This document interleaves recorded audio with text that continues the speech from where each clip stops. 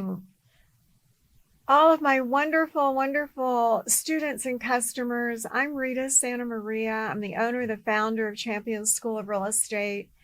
And I am so happy today to have a longtime friend, Taylor Wadeoffer, who has been coming into Champions School of Real Estate for many years. And I would say, gosh, what would you say, 15 years maybe? About that. I Yes, was ma'am. thinking, It has been a minute. I don't think 20, but close to between 10 and Yeah, we're closer 20. to 15 than 20 Yeah. for sure. And Second home right today, here. I am just so excited for our students, those that are experienced as well as the new people, to honestly get to like move into the mindset of Taylor. Because the title today is How I Became a Confident Entrepreneur. And this guy is like such an entrepreneur. And I want to say the best part is, Taylor, that the areas you've gone into are always successful. And I just asked him a second ago, how many hours do you sleep at night? Thinking maybe 2. And he said, around 6 or so. Yeah, somewhere between 5 and 7. Yeah. All right, so I'm going to start out really simplistically because we're going to hit all the areas that this man is a true success, because this is our Superstar Success Series. I'm pumped to be here. And it will be on YouTube. All of our wonderful customers can watch it again on YouTube, as well as our podcast, Real Estate Superstars Today. But to jump in, Taylor, I just want to ask, how does Taylor Wadeoffer start out his morning? I'll start out with 3 things. I got Okay. 3 things, and 1 or 2 of them. I start out, I write my goals down every morning, and I will be honest. I mean, I've gone in and out of patterns of doing it 7 days a week, but I'm good for 4 to 5. You're going to miss sometimes. But I write the goals down, and then right after that, I write in the journal. I've been keeping a journal for my boys. Is that the one for you? Okay, yes, yeah, for the boys. yeah, right, for my boys. Uh-huh. And I was in the. I mean, we're 2024. I don't know when you'll see this, but I started in 2004, so I just hit 20 years. And I started 6 years before my first son was born, writing to him, and then now his brother came along. That is so cool. And then I'll read a page or 2 or 10, but it's quick. It depends on your Now, is this rush before in the your morning. boys get up in the morning? And by the way, he has 2 sons, after the snooze, 11 and 14. After the snooze button, like that's the first. Okay. They're right by the bed. So I mean, I grab all 3, and then this is the goals, yellow pad, the journal, little journal. You've seen that, and then a book, and like hard reading, because I'm more of an audible guy, but I think it's still good to read a little. But the majority of my content is consumed through Audible. There are so many things about what you just said that I'm going to like separate for a minute. Yeah, there's a lot to And unpack. first of all, well, no, I mean, so many people are like, oh, I can sleep like 10 more minutes. And I don't really need to write in that journal today. I don't really need to write those goals down today. I think I'll just sleep a few more minutes. Mm-hmm. And what I know you're telling us is so absolutely true and so beneficial, is that you have for yourself your own accountability, where, yes, I will write my goals down. I will write in my journal for your sons to look at years later.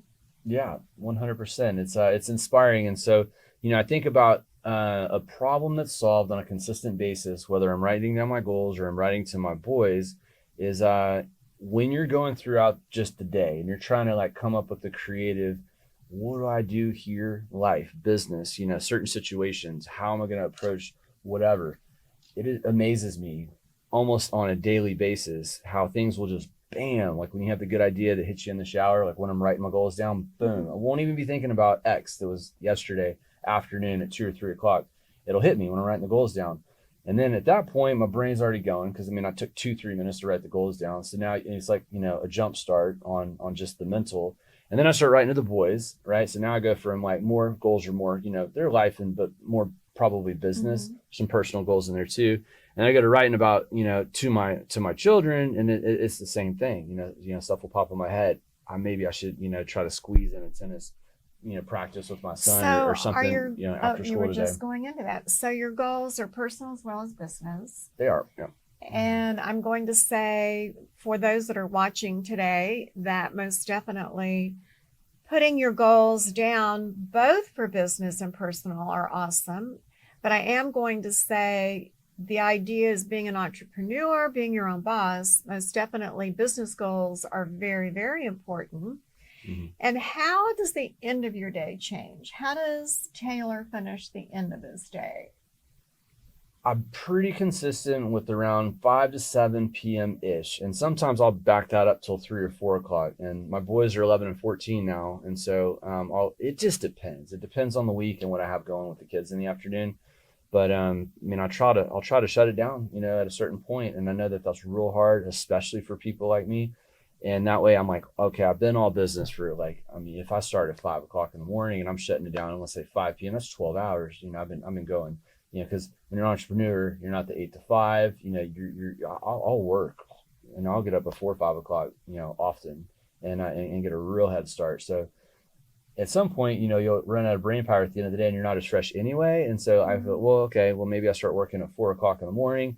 By 5 or 6, if I don't maybe need to be as laser focused and on task and creative, I can, kind of be present, enjoy, love and support and be part of the family stuff. But it's a little bit different. And so shutting it down, the off switch, I think it's hard to find, real hard to find, for people that are motivated, which is not a bad thing. It's probably more of a good thing than a bad thing. But if you can never find it, then I think that you suffer a little bit, and then your loved ones too. And that's like a looking back 2 years, 5 years, 10 years type of thing.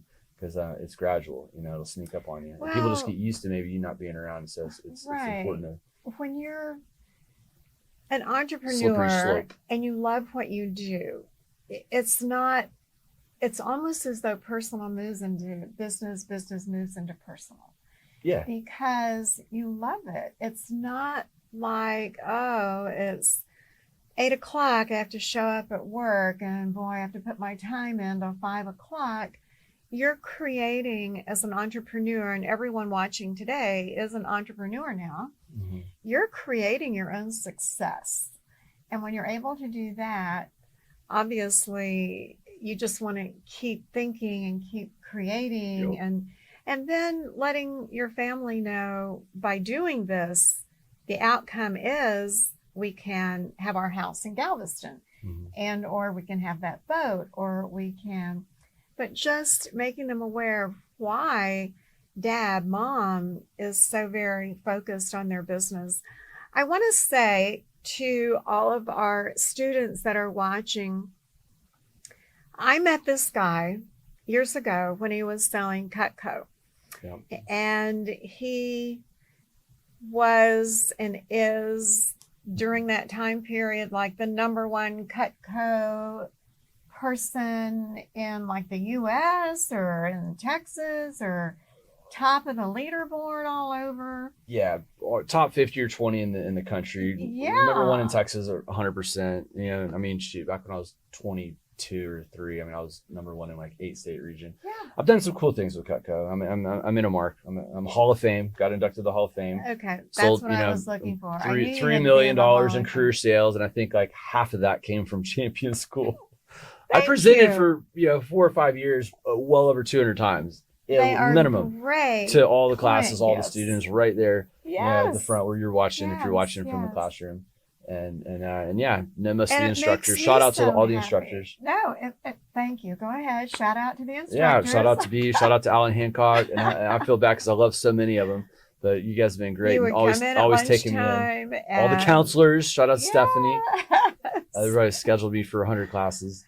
And because he was such an amazing professional salesperson, giving the Cutco talk to all of our, I want to say especially it was continuing ed people and how to That's get my them bread and butter. I personalized. did not like you And newbies. Y'all didn't have any business yet. he Couldn't was get any amazing. business from you guys. I didn't realize you were only like 23 at that time. Yeah. But have you always been an entrepreneur? Did you graduate from high school and just say, I'm doing it on my own? How did that happen? It was a weird deal. So I was always hustling, selling candy, burn CDs, stuff like that when I was a kid. Lemonade stands, just always did that. But and then I don't know, somewhere in middle school, I guess I lost my bravery a little bit, because I remember right out of high school, one of my first I was in the restaurant business as a server for a year, and to walk up to a table and say, "Hey, would you like to hear the specials?" That was a hard thing for me, and I got over it quick. And yeah, I don't know. It's always been fun being around people. I can't imagine it being difficult for you because you've never met a stranger ever. Yeah. And then I'm going to take it to another springboard in that Real Producers magazine. I'm throwing that out. Okay. I am so impressed because he brought together a networking of professional real estate top producers. You put events together. You put from recognizing top producers to social hours to masterclass information, and brought all of these wonderful people together that to this day really, really appreciate you. They thank you. They admire you. And curious, you decided to go into real estate just recently and to get licensed. Was there a defining moment for that? What made you decide to move into real estate? That's such a great question. So many of my peers have tried to get me into the real estate business for over a decade. And I'm like, I'm not going to do that because, who would sell you your gifts? I was doing the engraved, I was in the gift business. And then I was in the magazine business. And then I launched the podcast, but it got to a point where I was turning away and walking away from a lot of money just on the referral stance alone. And it just made too much sense. Yeah. I had a developer friend at the time that originally got me in. And then and now I just have referral partners all across the city. I mean, you can name a neighborhood, part of town, of course, from Conroe to Galveston to Katy, further west than that, all the way to east side. I mean, I know the best of the best all over the city, just throughout my the business that I've been running for a while. So it's fun. It's fun, and so I'm finally in the game. I'm finally in the game now, and exactly. And yeah, it was cool. I did a sneak attack. I don't know why I said it like that on Rita, because I was trying to be incognito, so I went through the whole deal and knocked out the license in 6 weeks or less. You absolutely did. You were very about a month, and then I was every I don't know 15 days straight. I'm hitting every weekend, just going straight through. Just wanted to knock it out as fast as possible. And shout out to my parents for helping with my boys. I wouldn't have been able to do that if it had not been for them. So I appreciate that. You did it in person. Yeah, I did it in person. Yeah. Did it in class. And then I told you later, I'm like, guess what? I think I was watching one of these in the classroom, and I wrote you a letter, letting you know. It's like, by the time you see this, I will have already got my license or whatever. He wrote me a letter, and it was a beautiful note. Yeah. And said exactly those words. And knowing that our friendship has been over many years, I was like stunned. I'm like, you didn't even tell me you were taking classes. I know. And he did them in Houston at our Galleria location. It was congrats. Thank you. Congrats. It was heartfelt, just because I'd been on the other side, talking to the students, and then to be a student. It was cool. Exactly. It was fun. And then this guy, he has time to write books. So he's written 2 books. We're going to talk about both of those for just a second. Rise of the Personal Brand. And that's on Amazon, correct? It is. Amazon bestseller. You can check that out. It's it is what it what the title says. The brand is probably the most important thing that you could build in your business, So for brand new people sitting in class, explain to them in layman's terms, what is brand? So people resonate with, you think of the big brands, Apple and Coca-Cola, and people want to do business with the people that are businesses that they know, they like, and they trust. So whatever that means to you, and then that's when the brand part can become easy, because you're not trying to blow smoke or to be something that you're not. You're trying to be authentic as you possibly can. So, but then, you might want to get a little bit of help, because it does come down to colors, what you stand for, your tagline and, very important stuff. Like, she's done an amazing job. The branding's on the wall right behind me. It's all over the school, multiple places, all over the state of Texas, and then that's when you get to the big level. But you can brand a pen, you can brand, you can brand yourself in the grocery store. I mean, I think it's ridiculous, but I heard you talking about that on an interview, I think with Pete Flores. You can get so many listings. And I've heard that so many times from women. Men, maybe y'all should wear name tags more. I don't know. I heard a lot of women say that they're in the grocery store and they'll pick up business. They'll pick up listings and they don't care. They're laughing all the way to the bank. You're like, I don't want her to wear a name tag. And anyway, but yeah, back to brand. So, so all the social media channels, you got to have a presence. And this is a lot of work, right? So like, it's going to take you some time. You might not see the, fruits of your labor right away, but you need to be on every social media channel from you LinkedIn, just jumped into TikTok, another Facebook, subject. Like all those. This guy he was way ahead of the game on social media platforms. He does them constantly. So please do like a rudimentary introduction for our new people on what platforms they need to be involved in on social media. Facebook, we'll start there and join as many groups as you can that have to do with the real estate space, because that's going to be a really strong, great, fantastic way for you to network. And then listen to your brokerage. They're going to give you free information. When you have lunch and learns, you're going to meet from vendors. They're going to also give you like solid content that you can post out. You can repurpose a lot of content on almost any channel, and it doesn't necessarily have to be, you don't have to come up with it. Just hit the share button. That's the most powerful button in social media. Period. Share other people's stuff, especially if it's good. Utilizing ChatGPT has been huge for us for the past 2 years, coming up with hashtags and, quoting different pictures, how you're going to describe stuff. My podcast will dump into, what's the software? I want to say CapCut, and it'll spit out, 20 or 30, short form, videos of the long form content, which that's been huge for us. But networking, paying attention to the people that like you, keeping up with DMs, commenting on people. And this can be, a hard thing to do when you're running 8 channels, which you should be, because that's just, Facebook, and then, obviously Instagram, TikTok. You got it. You just, whatever, you can pay more attention to whichever one speaks to you. Are you doing all those yourself? Yes and no, right? So I have a team that posts on all of those 100%. So I definitely have a presence on all of them. And then I've gone back and forth with how much I'm able to, keep up as far as my DMs go. I will ask for help. Right now, I'm doing, like, I do tests. Like I'll test stuff and see, and I'm doing a pretty good job keeping up with it. I do a better job keeping up with my DMs in my inbox sometimes, to be honest with you. But I just I feel like it's important to be able to touch people directly and have a front. LinkedIn is a little bit more professional, so it really just depends on what you're going for, who you're trying to help, who you're trying to serve, and from hiring to finding business to looking for business for other people. But it really doesn't matter. You just want to be a player in the space. And so one of my favorite, I guess, sayings, I have 2, use social media, don't let social media use you. And then what do you mean by that? Okay, so don't sit there and scroll for 6 hours and like what are you accomplishing? Like, I think most people know that, but they'll do it anyway. So and I will say this on the scrolling. So like I will do it. Like I've gotten to a habit. I've been doing this for a little while now. So on Sunday, that'll be like, a little recreation for me. And I call it's like I'm studying, and my algorithm is full of all the stuff that I like. Studying. It's very much, the content that I create because, your algorithm is what you like and you engage with or watch or pay attention to or like and share and comment and all that.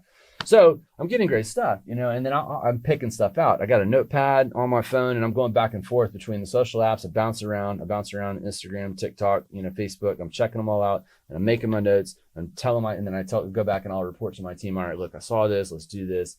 And so I'm being efficient while I'm getting my enjoyment of scrolling. So just be careful. That's using social media. So you're also getting ideas from other players out there. That 1,000,000%. Exactly. You don't have to reinvent the wheel here, and no. So that's like, when social media could be using me, right? Because they just want your attention and your time and your eyeballs for you to sit there and scroll all day. But using it is, when I'm having my guys, and I'm trying to get to 80 posts a day right now. I've got up to 53 plus per day and did it for six months plus. And And I've slowed down for various reasons. It's hard. It's a tough mountain to climb. But I mean, I think 3 to 7 posts per day on Facebook, on LinkedIn, on TikTok, on Instagram, on Snap, on X. Like you add it up, you can get to 50 pretty quick.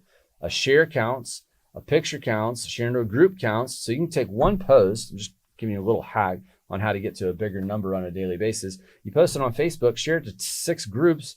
Okay, well, you're a 7 posts for the day if whatever your target's going to be. But I mean, posting on social media, Rita, is like throwing a brick at the Grand Canyon. You post once a week and you think somebody's going to see you. It's just not realistic. Department in Austin that does that. It's not going to happen. It's not going to happen. And then the other phrase I was going to say that I think is important. When you're building your relationships, this is a relationship business. This is probably why you're in, because you have good personality, and you're going to use that. That is going to be your strength in this business. People, again, I said it earlier, do business with the people that they know, like, and trust. But you want to take your relationships offline, online. Just meet somebody, networking event. You're getting connected. Let me get your pick the platform, because you ideally want to connect with people on every platform, but and you can ask them. That's networking 101. But figure that out. Take their offline relationship online, or you've never met this person. You like their content. They like your stuff, and you connect, right? You have a little conversation in the comments or in a direct message. Take that person to lunch. Invite that person to an event that you're going to go to. They might be involved in some stuff too, and ask them, hey, what do you have coming up? Invite me to something, and then take that online relationship offline, because guess what's going to happen? It compounds. When you go in person, then you're going to meet more people. Like attracts like, and you can spiderweb your network, relatively quickly. And that's been one of my favorite things in the Houston real estate market, because that's what I did. I spider networked everywhere. And that's how I got started 41 years ago. But it was literally physically network all over the state. Yeah. While raising a family, which I'm really proud about, that I could do both. And people are like, how did you do that? And as you know, the answer is, I just did it. Because everything that he's talking about, he does all day long. But I want to say, some of our students right now, their heads are spinning with all of your knowledge that you just gave to them. And they are thinking, oh my gosh, I want to write everything down he said. And I want to remind them, it'll be on YouTube like right away. So after class, you'll see it on YouTube the next day. And yet it's also a great springboard to say to Taylor, with all that you've learned with social media, who taught you? Great question. So many people. I'd have to give credit to a lot of the people that I study. Gary Vaynerchuk is one. Golly, there's so many. Who's big bearded guy? Oh God, but his name will come to me in a minute. Yeah, you paid attention. Alex Hormozy, Grant Cardone. There's just you got to study. You got to be a practitioner. You are just an absolute ace at social media. And thank goodness, as I said a second ago, we have people that do that for us within the company, because on a personal basis, Taylor will send me something and I have to tell myself to remember to post it here, post it there, share. And I'm so bad at it, but knowing that we have others that do it for us. Good. Well, yeah, yes. That's why I'll give it to you that way. So you also are doing coaching. And I know those that are seeing you this morning are thinking, wow, this guy would be a great mentor for me. The coaching, how would someone get a hold of you if they wanted you to coach them? Or rather, they wanted you to coach them. How would they find you? I'll give you my cell, 713-906-5154. Social media, any platform. You can send a DM if you'd prefer to do it that way. I'm a little quicker on text, but any DM is totally fine. So we talked about branding, And you have another book on shock value. What Yep. is that all about? Shock Value has been a fun book. I enjoyed it a ton. It's been a lot of fun writing that book. So it's a book about timing. It's a book about business. It's a book about perseverance. Everybody goes through stuff. So it's like how to go through a bad business or personal situation and rise above and come out on top and get what you want out of life. There's there's a lot. It's packed. It's packed with a little bit about me personally, backstory, how it put me in a position to kind of do the things that I did. There's hardship in there. There's which I think I've learned a lot from other people, them going through.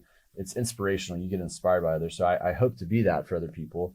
There's lessons that I've learned for my boys. We have 26 Waithofer life lessons that I've taught them. So I dive into that and what that could potentially look like or mean for you and your family to inspire you guys to have more time and do more things together. And it's a lot. So, and then I have a shock value formula, which the shock, I made it an acronym. So it's specify, honor, observe, calculate, and then kill it. Is the last, because that's the take action, which is the hardest part.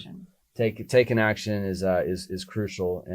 And so with and then thank you for asking the life coaching, business mindset. It's a coach on honestly kind of however you want to view it.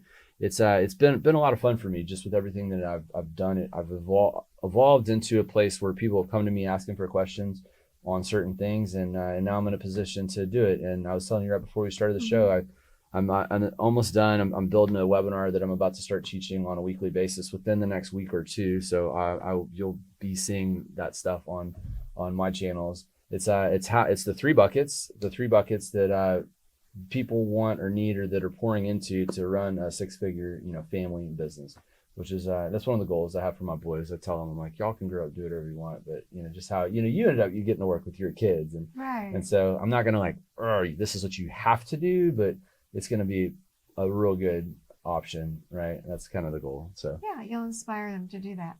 This guy never has a bad day. That's not true. That's not true. I got her fooled. No, you are always positive. Always positive. When I see him, no matter where it is, across the city, walking in one of the campuses to say hi, Taylor is always positive. How did that come about? I mean, even positive when our latest hurricane took down part of your house in Galveston. Mm-hmm. Did you have a mindset growing up to be positive? Were you positive as a kid? That's a good question. People right now in class, they're going through a lot of trials, tribulations. They may have been let go from their jobs. They may, on the other side, saved in order to be in class, to being an entrepreneur now and go into real estate loan appraisal inspection. How do you manage to always see the glass half full? I'll start with my grandfather. There's stories when I was a kid. I saw it. He'd walk into a room, he'd light up the room. He's just that guy. He's that type of guy. And my godfather is another one. And I'll put my godfather and my father kind of in the same boat. They're funny. They're real funny. I remember listening to them when I was a kid. I was like, man, when I grew up, I was like, I might not be that funny, but I want to be, like someone that people enjoy being around, right? And maybe I don't have all the jokes that lethal weapons, and so they're fun to be around, so people gravitate towards that. And so I think on a very fundamental level, as a kid, that was something that I had aspired to be, and then learned real quickly. And it wasn't until 1920 when I really started getting into to books and just the mental perspective of life, and I just took it to heart. I'm like, look, when people ask you how you doing, most people just, I'm all right, I'm getting by, and so far so good. Well, it's Monday, or like, thank God it's Friday.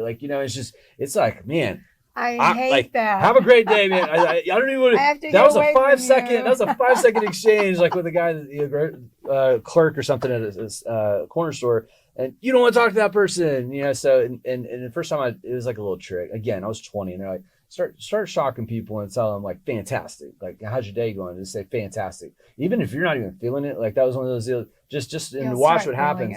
And then I started having fun with it, and I was like, okay, well that's cool. And now I'm different. Now I'm standing out. And now I'm being a little bit more positive, and nobody. But it's just that at a very, very core fundamental level. Nobody wants to listen to the negative, and people think they're positive, and then they're not, and that it's not nails on a chalkboard for me, because I mean, I'm just so used to it at this point, like, know how to deal with negative people in a negative situation. It's just fine, and then you can't change people either. Don't try to do that. Done that, you will end up probably more negative than they are, or y'all will fight. You will start an argument. You can't change anybody. It is the way People it is. are who they are. You want to change somebody, you lead by example. Don't tell them to do anything, and you win that way. Because they'll get it or they don't. Advice. You'll rub off or you won't. But you're going to save yourself a lot of stress and aggravation, and maybe just by the residual, they'll be a little bit more positive. Springboard from your positivity and some things that you said to instantly bring in most everyone within the real estate world and friends and loved ones know about my sweet grandson that passed away tragically at 12 years old. The Live Like Knox Foundation, my precious daughter Kim, his mom, put into place, and his dad Kevin. But that child at 12 years old, he knew how to have a good day. When my daughter would say, Knox, how's your day going to be? He would say, she said, out of 1 to 10, how's it going to be? And every day he goes, it's going to be a 10. That's awesome. And he brought in so many friends that were, maybe not the most popular kid, maybe not the most athletic kid or girl or whatever, but they loved Knox because Knox was always kind to them. Yeah. And so Live Like Knox, the school started that slogan, and kids were starting Live Like Knox. And it just made me think about his value that he put into the world by just being happy, being good, being kind, being nice.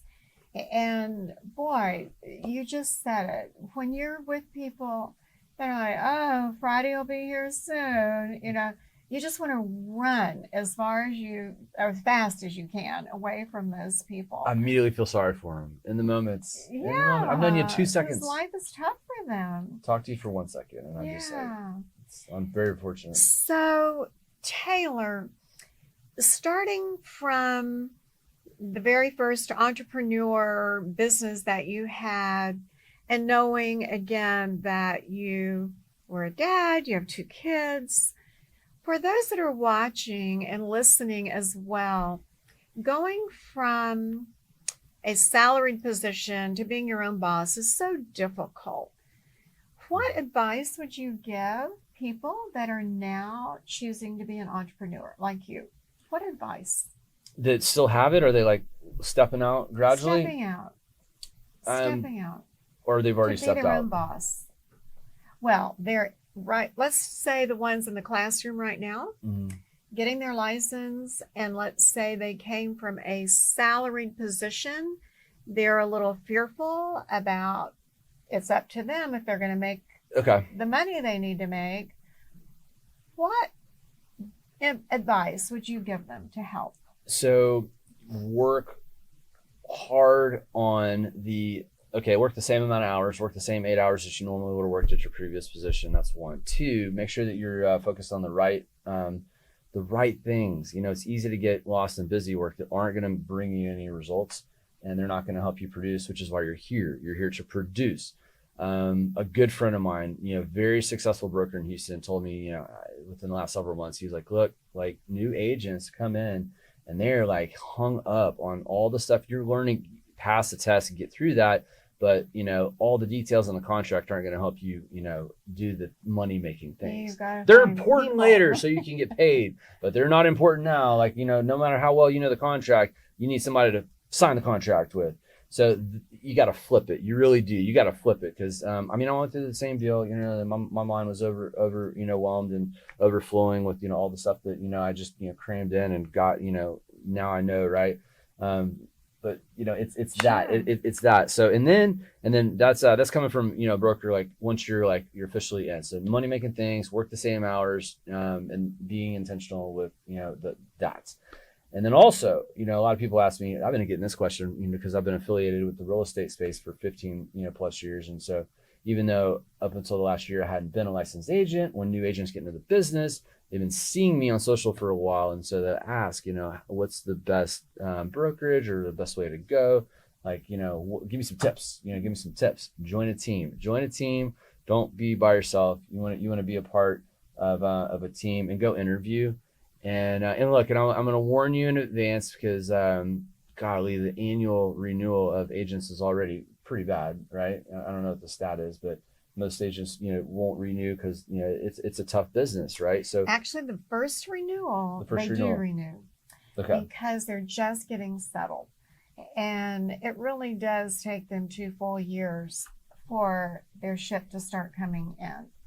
But a lot of people find out the first 3 years if it's for them or not, and don't stop after the first year, because you're just getting yourself going.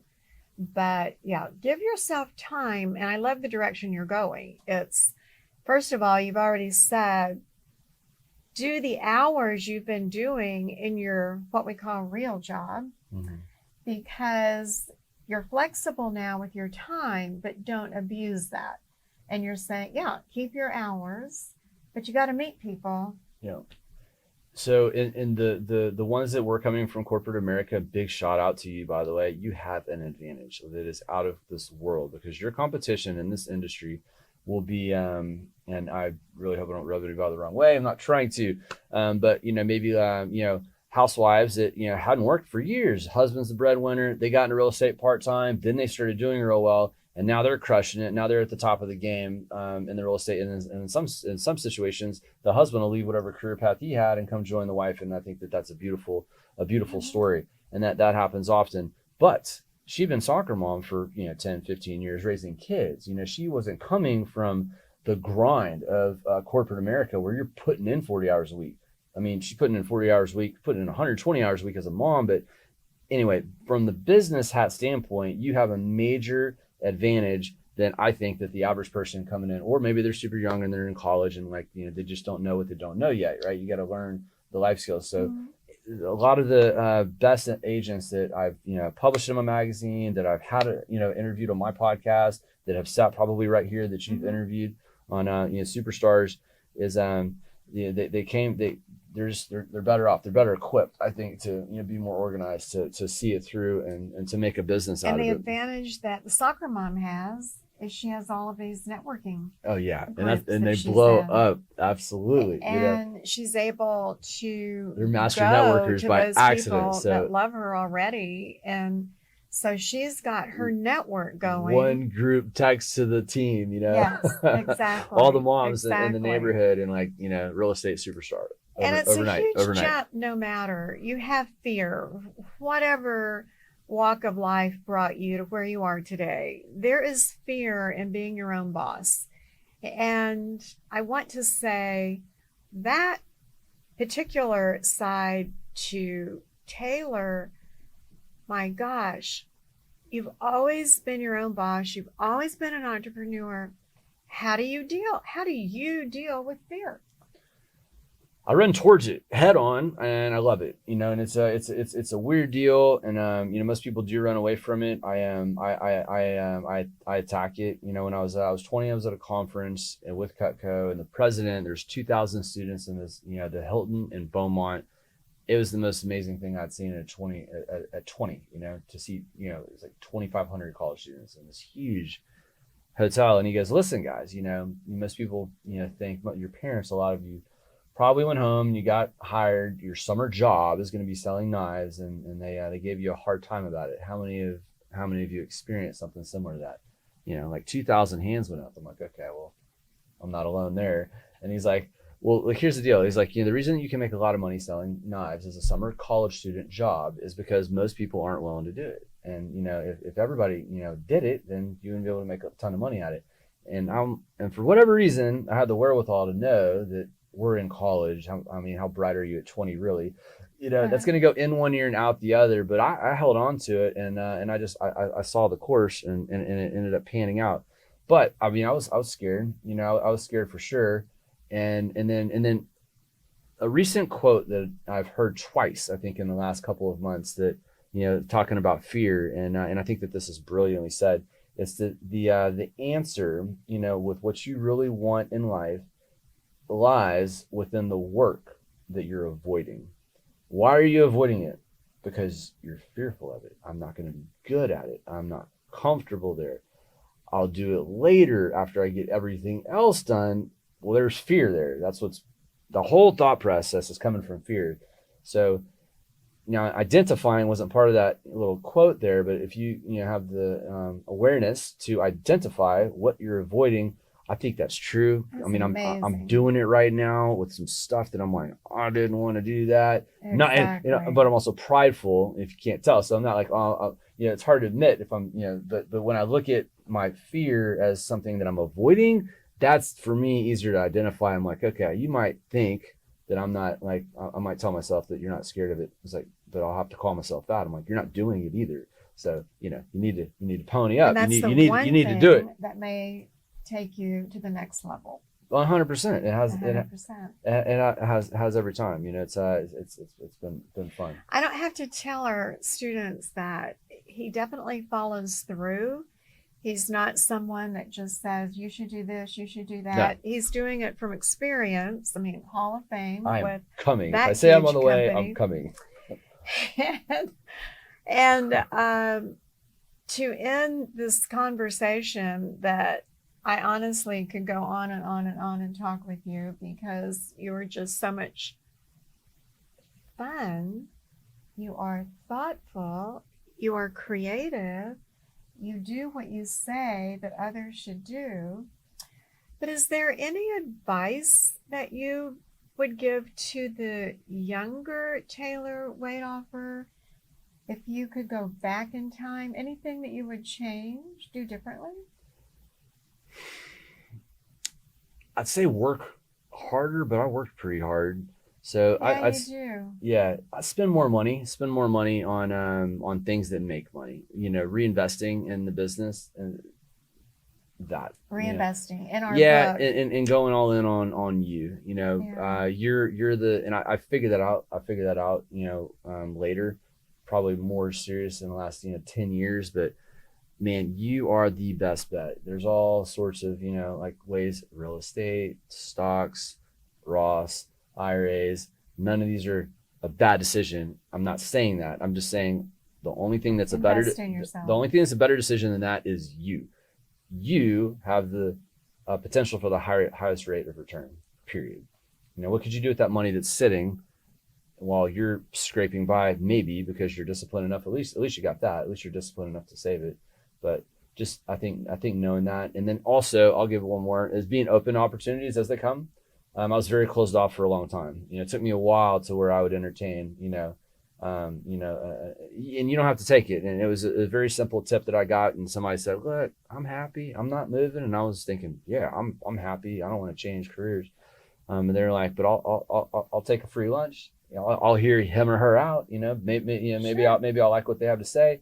And you could just thank them for the lunch, thank them for their time. And at least now you know that somebody is looking for your skill set in that industry. And for you, that's ammunition moving forward. And so paying attention, don't be closed off. So invest in yourself and keep an open eye. Always be watching. Pay attention and keep an open eye. Yeah. I know for a fact you must be working on a new project, because it wouldn't be Taylor otherwise. Mm-hmm. So what is your new project today that you're working on?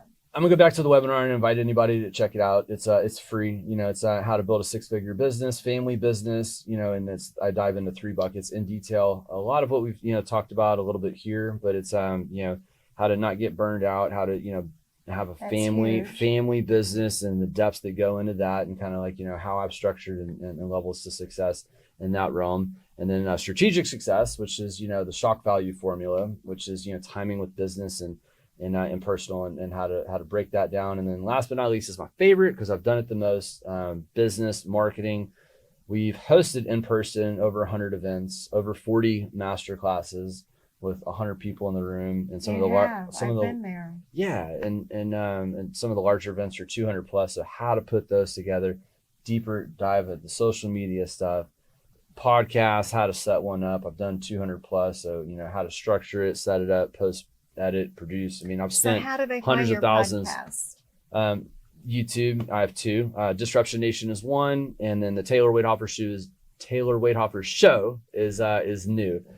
Disruption Nation was more real estate focused, and Taylor Waithofer Show is I'm pulling more from outside of just the real estate industry, because I love our real estate industry. Some of my best friends in the real estate industry, a majority of my connections and followers are in the real estate world. But it's a big world, right? It's a big world. Big world, and I don't want good people with good stories and that I think can help everybody. And so that is the deal, So, and I'm going to be doing one of those every single week. So details, you'll be able to Find it. Just you can reach out to me. I'll give my cell phone one more time, and then any social media channel 713-906-5154. Look forward to hearing from you. And how many people give out their cell phone numbers? So that's pretty amazing. How many people take action? Very few. And that's why he is Taylor Waithofer. Yeah. It's because he definitely hears it and says, yeah, and this is why I'm successful. This is why I'm an entrepreneur. And I told him his title today is How I Became a Confident Entrepreneur. Yeah. And success builds confidence. But starting out, just believe that everyone on our Champion School of Real Estate YouTube Superstars interview, they all started exactly where every one of these people are starting, sitting in the classroom. It's what you do after the fact and who you talk to, books that you read. My 30 Days to Success, I say, take your gross income, no matter what it is your first year, and just take 1% of that and reinvest it back in yourself and education. Yeah. So thank you, Taylor, and thank you for being a good author, being a great coach, being an amazing salesperson, an amazing event planner, and a darn good friend. Thank you for your inspiration and support. I appreciate you very much. It is a mutual, professional, and admirable relationship. Thank you for being here today. It's my pleasure. Thank you. Until next time, thank you for your business. All of our champions that are out there, without your business, we do not have one. Thanks. Bye-bye. Be great.